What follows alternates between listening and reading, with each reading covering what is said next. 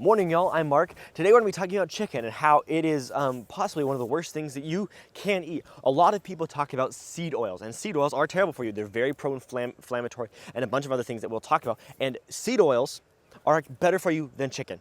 And it is a crazy thing. The reason seed oils are so bad for you is because they are very high in polyunsaturated fats. Now, polyunsaturated fats are really horrible. They are arguably worse for you than trans fats. Fats like saturated fats are fine for you, but polyunsaturated fats stay in your body for 7 years. Polyunsaturated fats are correlated with the rate of macular degeneration that you have, so eye problems, the straightness of your teeth. People who are eating indigenous diets had perfectly straight teeth. They had immaculate teeth. And then when they introduced a Western diet that was high in seed oils and polyunsaturated fats, then all of a sudden their children, their teeth started not being straight. You have the problems with your eyes, you have the problems with your teeth, and then you have the problems with polyunsaturated fats being super inflammatory and generally causing disease.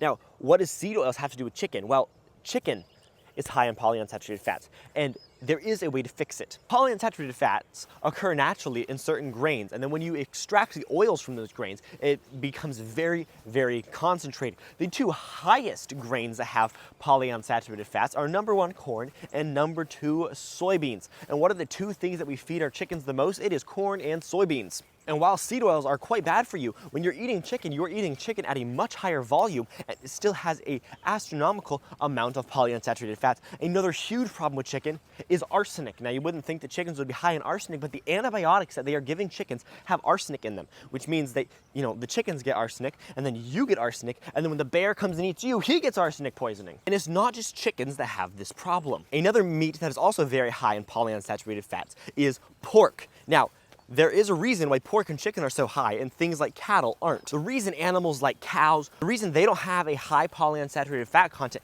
in their fat, even when you feed them soybeans and corn, is because how they process their food. They have 4 stomachs, they chew their cud, and they just process food entirely differently. Animals like chickens and pigs only have 1 stomach, which means they eat it and then it goes directly into their fat. Another problem that is very easily rectified is soybeans are sprayed with a plethora of chemicals, and when you feed those chemicals to your chickens and your pigs, then it's going into their meat, but you can just switch to an organic option that fixes the problem, but that doesn't fix the polyunsaturated fat issue. So how do you fix that? There's a special little diet that you can feed your chickens that is very low in polyunsaturated fats. I found this from Dr. McCullough. He found it from somebody else. I'm not exactly sure who made the original recipe, but this is it. Number 1 is field peas. You soak the field peas in an Instant Pot for 48 hours to get them rehydrated. Then you do a cup of rice. If you're going to do rice, though, rice is also high in arsenic, but something that all the Asian cultures did historically, but they are starting to lose now, which I think is terrible, is they double boiled their rice. There's tons of videos on YouTube about how to double boil your rice, but if you double boil your rice, then you get rid of the arsenic.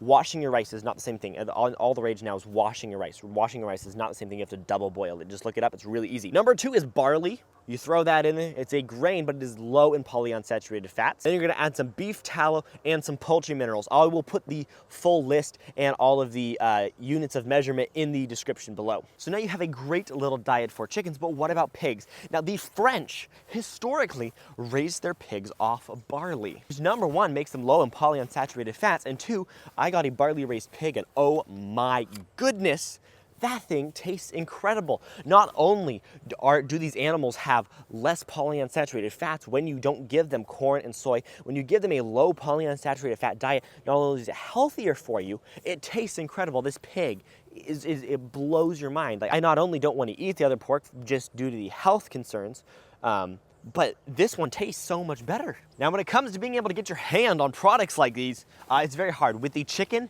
it is basically impossible. I have never found any place, anywhere that you can buy it from. Even there's some awesome people who are doing regenerative farming in California and a bunch of other places, and they're saying things like no bugs, all bugs, no drugs, and they don't vaccinate and they don't use any hormones on their chickens, which is amazing. But they still feed them corn and soy. I think it is organic corn and soy, but you're still getting all of the polyunsaturated fats from that. When it comes to pigs, however, it is a little easier to find it. It is still not easy. You can find it in some places though, but you're gonna be definitely paying a premium. But one of the best things that I think that you can do is start raising your own. I see a lot of people who are doing homesteading or just to have chickens, and they are raising them for meat for their families, but they're feeding them corn and soy. So you're raising this chicken, and yes, it doesn't have all of the vaccines or the hormones or antibiotics that they're giving the chickens, so you may not be getting the arsenic. And even if you're feeding them organic soy and corn, then you aren't getting all the pesticides, but then you're still getting all the polyunsaturated fats that are staying in your body for 7 years and causing tons of inflammation and a bunch of other things. I have stopped eating chicken altogether because I noticed that when I stopped eating chicken and I stopped eating all this bad pork and tried to get away from seed oils, my inflammation went down, my joints stopped hurting. It was amazing. I know a lot of people have quit the rat race and they've moved to the country, and now they are raising their own animals, like their chickens, their pigs, their cows. And now cows are basically impossible to mess up as far as what it goes to feeding them. You feed them grass and you're pretty good. And even if you grain your cows, I know some people don't like to grain their cows. If you are graining your cows, you just want to make sure that you grain them and then put them on grass for another 2 weeks after that, because then you basically eliminated coli. And the government knows this, they just don't want to talk about it.